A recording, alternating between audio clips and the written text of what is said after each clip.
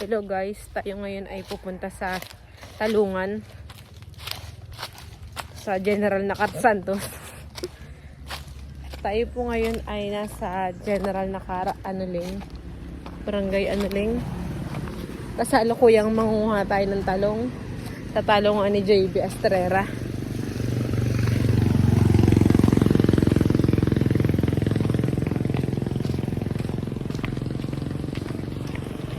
Tumingin ka dito.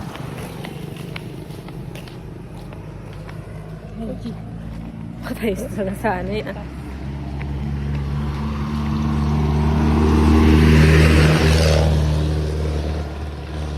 Sama ang amoy. Ba't kaya pag-jeepan eh? Ay, ano naman? Nasaan ba kasi kapatik?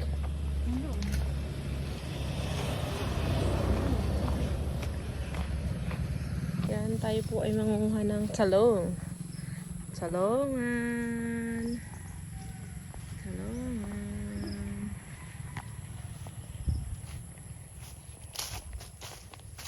Hindi na po ako nagmahaba ng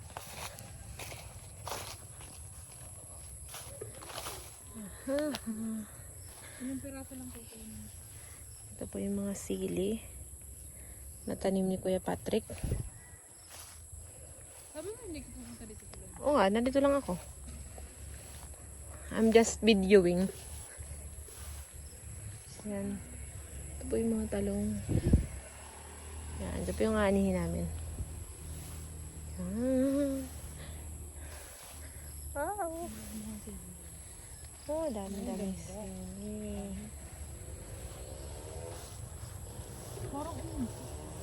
Hmm?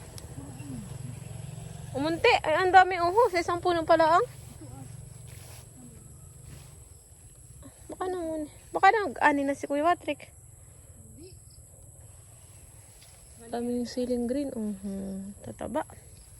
Nakakatuwa. Iba talaga pag narito sa pipitas ka na laang. Tago laang. Dami. Nakakatuwa. Ito po sa dulo ay may kalabasan. Yan po sa Ate JR.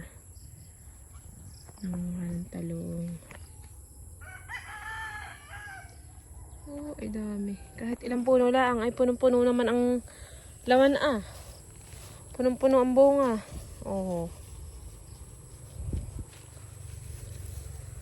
Bayan po ang mga sili Kita ninyo ay maraming bunga din.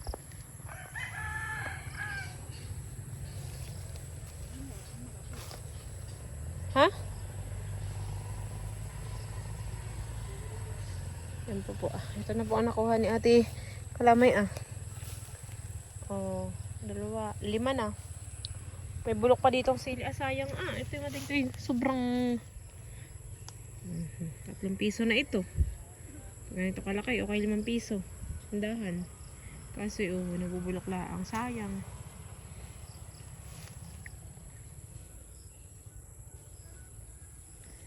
May mga kagat-kagat na dito. Honey.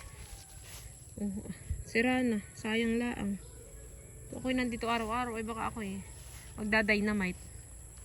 Honey. Ha? Sarap. Cheese lang iyon. Wrapper.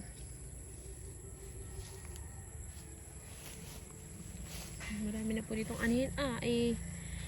Marami pa naman sa bahay. Sa mga Ate Joy. Kaya hindi lang anihin. Si Ate Joy po ay nang aanit dadan sa Bordeaux sa bahay nila. Mga sir, itong mga sili-sili dito sira na. Abay, may nakatago dito hindi lang nakikita. Tingnan mo naman. Nakakatuwa. Kunin mo ate. Ayan, ganda. Ayan pa nakasuksok. Doon sa dulo Tulaki pati yan Doon nga daw nakasiksik lang sabi ni Kuya Patrick. Kahapon baga. Doon sa mga damo-damo. Nakasiksik daw. Ang technique pala dito ay pag po kayo magsisilihan huwag niyong gagamasan.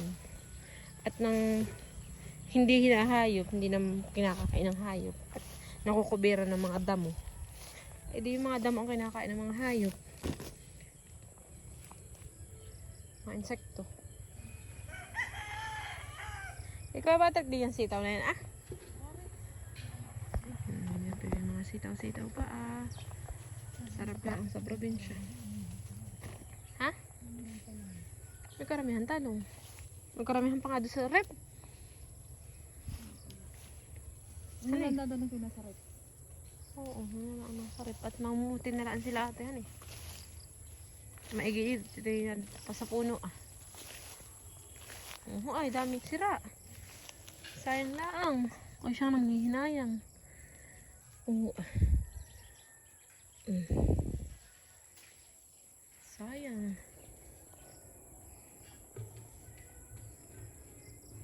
Dito po ay mayroon pang mga siling mahal. Dito tayo dito. Pumunta na nga tayo dito. Sa medyo taas.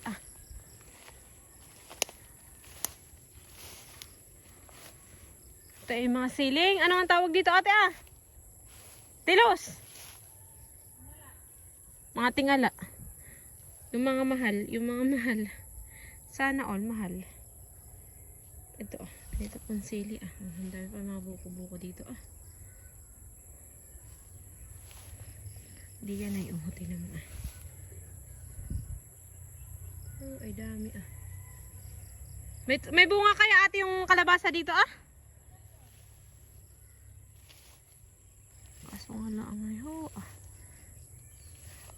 Ito pupunta dito sa kalabasahan ah. Titingnan natin kung may bunga. Nakin ko naman dito ay madamo din ah. Ano?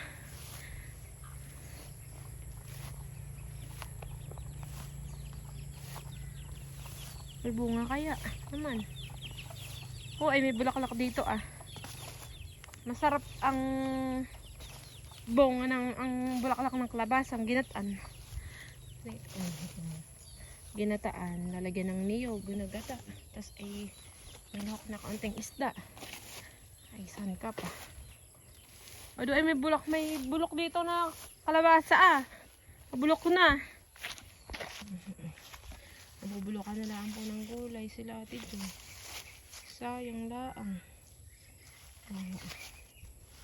Ito sa Maynila ay matagal na namin na gulay.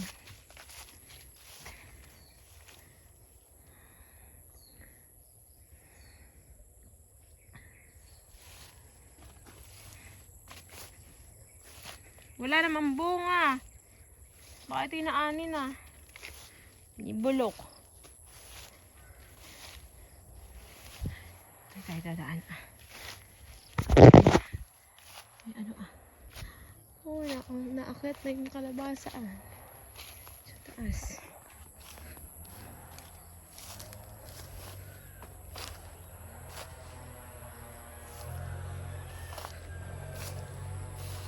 May talong pa dito ah. Oh. Nakin ko hindi na lumaki. Oh, bulok na pati. Nasira na. Kuha siguro ng nakakagat na ng insekto. Kaya ito. Ano kaya ang punuin nito? Ito kaya kinakain. Oh, may ibang talong ah. Oh, iba pang talong. Tingnan niyo ito ah. Kakaiba dun sa mga talong na karaniwang nakikita natin. Walang bunga itong kalabasa ah. Ang kalabasa, yung supling, yung dulo, ayun pa pwede rin gataan. Ewan si ate Kalamay ah. Kala mo na nga ay walang mga gulay. Pero marami lang yung gulay. Nakatago. Nang hindi delikado sa mata ng mga nadaan. Kasi kung hindi lang kitala ang mga nadaan ay baka hindi na nagsilak eh.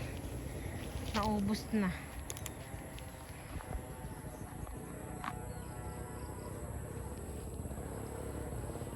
Ito po ay marami laang ding pating niyog ah.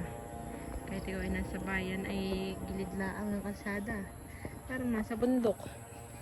Maganda ang pwesto. May mga talong na hindi na nalakihan eh. Siguro matatanda na ito.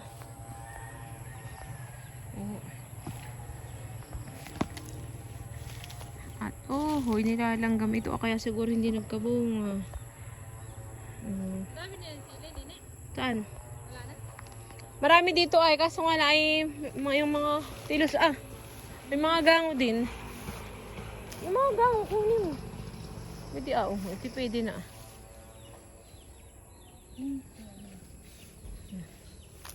Nasaan na yung nakuha mo? Talong. Tapos ka na mawa ng talong? Ha? Oo, marami na bagang kuha si Kuya Patrick.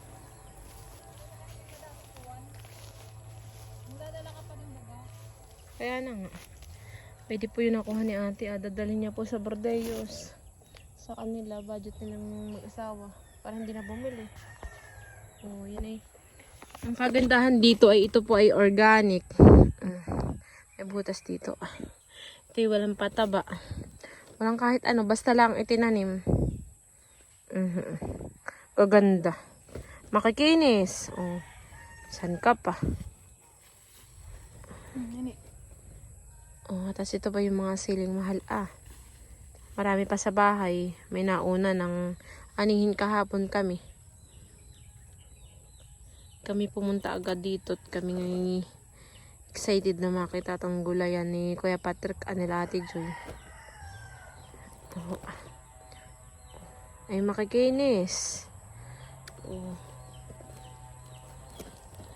Kahit lamang. Ito yung masarap lang kahit inihaw. Kay ilalaga.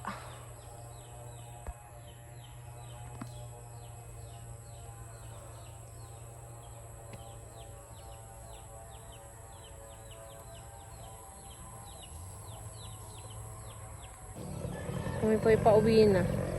Ito pa si ate Bye-bye.